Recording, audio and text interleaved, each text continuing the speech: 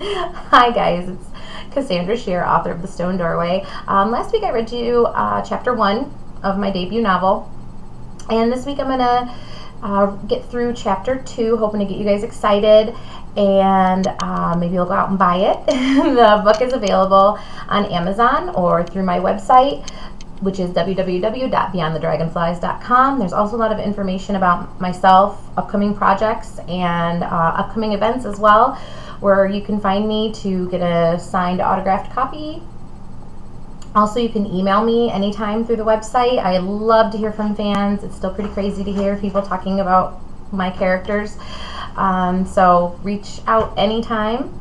But let's get started with chapter 2. I hope you like it.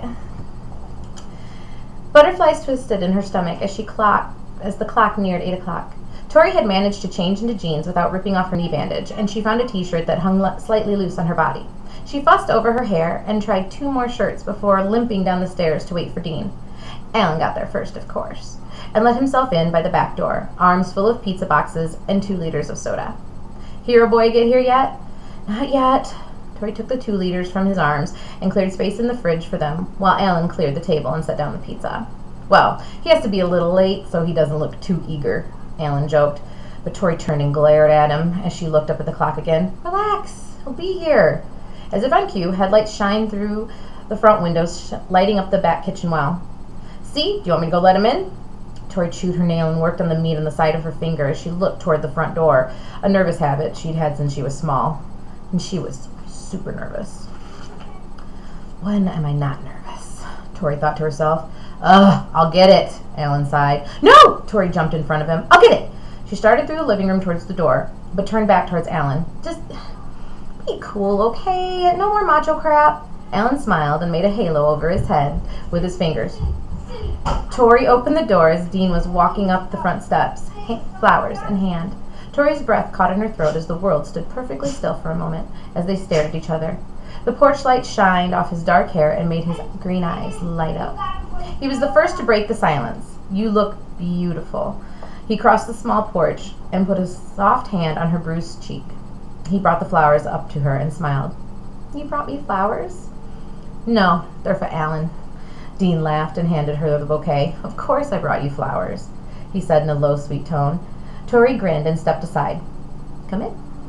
After the pizza was eaten, Dean helped clear the dishes from the table as Alan and Tori cleared the rest of the dinner remnants from the kitchen. So where's your mom at anyway? Dean asked as he spilled the uneaten crust into the trash can. Conference in Chicago. Tori handed the remaining half 2 liters to Alan, who stood with the fridge door open, rearranging condiments to fit the leftover pizza and soda. Tori's wrist still throbbed, and it looked like the swelling had only gotten worse as the ace bandage was exponentially tighter than it was an hour ago. Alan closed the door to the fridge and nodded toward her wrist. I've got an old splint at my house. I can go get it for you, T. He grabbed the empty pizza boxes and headed out the back door. He seems to really care about you, Dean said from the sink. Yeah, he does, but it's not like that. He works and goes to college, but I think he just gets lonely. Plus, being in that house is like living with a ghost. Tori made her way to the sink and began rinsing the plates. Yeah, I get that. We moved 1,000 miles to get away from our ghost, Dean said. He's here a lot, which is fine because I'm alone. A lot. Look at that! Tori shouted, dropping a plate into the sink, making Dean jump. What? Look at the stars! Even with the light of the kitchen at their backs, the falling meteors were blazing bright. There must be 1,000,000 of them. And look at that one. It's almost blue. Whoa, look at that one! Dean leaned across the kitchen sink and angled his head out the window. It's big. Is it getting closer? What? No way. Tori leaned closer to the window as well in disbelief. But as she did so, she saw a bright blue ball of light growing larger as it closed in on the earth. The sky began to brighten as the object grew and got closer, until the entire sky was bright blue. The kitchen lights blinked spastically, then died, the room filled with the eerie blue light. Oh my God! It's going to hit us! The meteor grew huge as it descended onto Tori's house. The room began to grow brighter and brighter. Tori and Dean shielded their eyes from the intrusive light, crouching behind the counter. Suddenly, the room began to vibrate, the floor rumbling underneath them. It was soft at first, but grew quickly into a roar of quaking walls. Glasses, dishes, and knickknacks crashed to the floor, shattering into 1,000 pieces. Dean covered Tori with his upper body to shield her as a kitchen chair toppled against the counter above them. The ear-deafening roar drowned out the sound of the breaking glass and falling furniture, but they both looked up as the back door flew open and a terrified Alan threw himself into the kitchen. He frantically crawled across the kitchen floor over the broken glass, batting the chair out of his way. He crouched on the floor next to Tori and Dean. The blinding light filled the room, piercing their ears, and the horrible ear-splitting roar pressed until it felt as if their ears might rupture. The windows above the sink burst against the pressure of the sound. Then boom! And then silence. The lights flickered back on as the three still cowered on the floor, faces hidden and hands pressed to their ears. Slivers of glass covered them from the window above the sink. Tori looked around the kitchen, which was in shambles. They all sat up slowly, letting the glass slide off of them. "Are you guys okay?" Dean asked. "What was that?" Alan asked as he stood. "There's no way that thing actually fell here," Tori said as she stood with Alan and Dean's help. "Right?" She wasn't so sure, and she didn't think the guys were either. Alan made his way across the kitchen, stumbling over the furniture and dishes, and opened the back door. "Oh my God," he whispered. The light casting through the back door turned Alan's face blue. "What is it?" Tori said, sounding small even to her own ears. Instead of answering, he motioned for them to come over to him silently. Dean and Tori carefully made their way to the open back door, and their feet skidding on broken plates and glassware. Tori tripped on the fallen remains of one of the kitchen chairs, but Dean caught her before she fell. "That's twice today he saved me," she thought. Alan moved aside to let them in the doorway, and as Tori wrapped around the threshold, she saw it. Shining from the depths of the tall grasses and underbrush, a sphere of blue light lay about 200 yards behind Tori's back fence. "What is that?" Without answering, Alan grabbed Tori's hoodie off the floor, shaking off the broken glass. He threw it to her. "We're going to find out." "Flashlights?" Dean asked, also in motion now, grabbing his own jacket from under a kitchen chair. "Top drawer," Alan answered. Tori shoved the hoodie over her head and watched as the boys collected flashlights, testing them all and shoving extra batteries hurriedly in their pockets. Wait, what are we doing? Should we even go out there?" Tori asked. Could it be dangerous? Or, I don't know, radioactive?" "We've got to check it out, T-Bird," Alan said, stepping out onto the back steps. Dean handed Tori a flashlight and smiled as he touched her arm reassuringly. "It's okay. We'll be fine." He shrugged on his coat and then headed out into the night after Alan. "Yay for an adventure," Tori sighed as she reluctantly followed the guys into the yard. Alan had to force the rusty gate open, but it finally gave with a creak. The gate opened to an overgrown path that led back to the field of sparse trees and scrub oak. The grass had cattails, and cattails were taller than Tori in some spots, and the scrub oak grabbed at her clothes as they pushed their way down the trail. As they neared the object, they didn't even need the flashlight. The blue lights rode on a weird mist that had formed and swirled around them. Light wasn't a problem. The air was also thick with a sulfur smell that burned Tori's nostrils and stung her eyes. Alan coughed ahead of her against the stench, and Dean rubbed his face with his arms before reaching back and taking her hand. The action was so natural, so protective and sweet, that the tingly butterfly feeling rippled through her again, but her bliss was short. The light grew steadily brighter the closer they got to the sphere, as did the fog, which began to take on a grayish-blue color. The smell was becoming overwhelming as well. Tori put her sleeve over her mouth, trying to avoid inhaling the noxious odor. The grass and foliage finally gave way to a burnt clearing of scorched trees and underbrush. The clearing was a 50-foot circle, like the aftermath of an explosion, with a small pond sitting just right of center.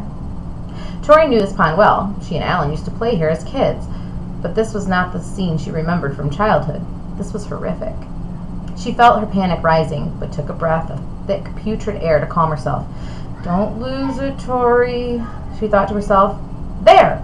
Dean was pointing to the far side of the pond, where a thick blue haze hung in circles around the blue stone jutting out from the surface of the pond. The water near the stone actually boiled from the heat of the object. The ghostly fingers of the mist reached across the water, slithering across the surface. "Come on," Alan urged, moving off the trail around the right shore of the pond to where the stone rested, half in and half out of the water. The three stared in horror at it. "Look at the water. Look at the fish." Fish of several different sizes floated belly up in the boiling water. Eyes! The fog, Tori said shakily. The blue mist was surrounding them now, sifting through the air and the remaining grass. They watched as it slithered from the huge stone to her feet. Guys, the smoky strands of mist wrapped themselves around their legs and torsos and finally bore itself into their eyes. As the mist moved between their eyelids, it neither stung nor gave any other signs of its presence, but it swirled behind their irises and altered all their eyes to gray. I feel weird, Tori mumbled, feeling suddenly dizzy. Her vision darkened. Alan was shaking his head, and Dean had his eyes closed, pinching the bridge of his nose. Me too, Dean slurred. I want to touch it, Alan said, almost to himself. Tori and Dean looked at each other. What? They said together. I said we need to move it. Alan looked at them confused, as if they hadn't been listening. Look what it's doing to the water. We shouldn't leave it like that. Yeah, look what it's doing to the water, Alan. That's why we shouldn't go near it. Tori's head spun again, making her woozy. Ugh. You okay, T? Alan asked her, putting a hand on her elbow to steady her. Yeah, I'm fine, Tori shook her head to clear it. I want to go home, Alan. I'm with her. If it's killing the fish, then it's toxic, and I don't want anything to do with it. Dean agreed, stepping closer to Tori and Alan. Suddenly, something grabbed him from the inside out. He fell instantly to his knees, hands to his eyes, screaming in pain. The stone at the edge of the pond began pulsating brighter and brighter with intense blue light. As the pulsations grew more rapid, Dean's screams grew louder and more frantic. Alan, do something! Tori screamed. Alan moved to help Dean, but when suddenly he was seized by the same internal death grip. His knees bent forward and his torso bent back at the waist in a horrible seizure of pain until he finally fell to the ground. Alan's hands clapped over his ears as he too began to scream. The pulsating quickened as Tori ran for the boys, crumpled a few feet from her, when suddenly something grabbed her by the ankle, sending her falling heavily to the ground. She desperately turned over, kicking at whatever had her left ankle. What had her was a hand. The hand was bloody, and the hand belonged to a child. The boy stared at her with gray eyes that were far too old to be his. His tiny, emaciated body was covered in bruises and dried blood. His bone-thin fingers snaked around her ankle, trying to pull her towards him. He opened his mouth, and as the sounds of the chaos around her faded away and silence closed in around her, the boy whispered one word, Caligo. Tori began screaming frantically as her heart hammered in her chest. She backpedaled on all fours away from the boy, clawing at the dirt, trying to twist away. Hands tightened around her arm, pulling her upward as she desperately batted at them, reeling herself into a full-scale panic. Tears streaming down her face, her throat grew raw from the screams still ripping from her. Tori! Tori, stop! The fog and the panic both subsided and her vision cleared as Dean and Alan came into focus. She looked around wildly for the boy, but the field was empty save for the three of them. What the hell was that? Tori whispered. Are you okay? Dean asked, still holding her by the arm. Yeah, but Alan, please, we need to go, Tori pleaded. We need to get out of here, Dean agreed. Yeah, you're right. Let's get out of here, and Alan stopped. A confused look on his face. He was being dragged by an invisible thread toward the blue pulsating stone. What the? Alan struggled against the unseen force, his feet sliding across the charred ground as he fought with all of his strength. It's got him! Dean shouted as he ran forward and grabbed Alan's arms, pulling back against the invisible tether. Alan! Tori screamed as the invisible line pulling Alan snapped him backwards against the stone, as if magnetized. Dean was still gripping Alan's forearms, desperately trying to pry him from the stone as Alan started shrieking in fear. Dean put his foot up on the stone, trying to push off for extra leverage. At the sound of Alan's panic, Tori ran and grabbed Alan's arm. As her fingertips made contact with Alan's palm, she felt electricity surge through her body. The surge ignited a release of blinding blue light from the stone. Tori tried to let go of Alan's hand and flee, but she was fused to him and him to the stone. Tori's hand burned against Alan's. She closed her eyes against the light, but the blue light seared through her eyelids, slicing into her brain with red-hot pain. The sounds of Alan's screams were soon drowned out by her own. Scarlet pain soon eclipsed the blue light of the stone, and just before the world faded to black, Tori saw the boy who had grabbed her ankle with the gray, all-consuming eyes, and he also began to scream. That was chapter 2. I'll put the links to buy the book and to my website and my publisher's website in the description. I hope you guys enjoyed it. Again, you can visit me at beyondthedragonflies.com. I'd love to hear from you, and we'll see you next time. Bye!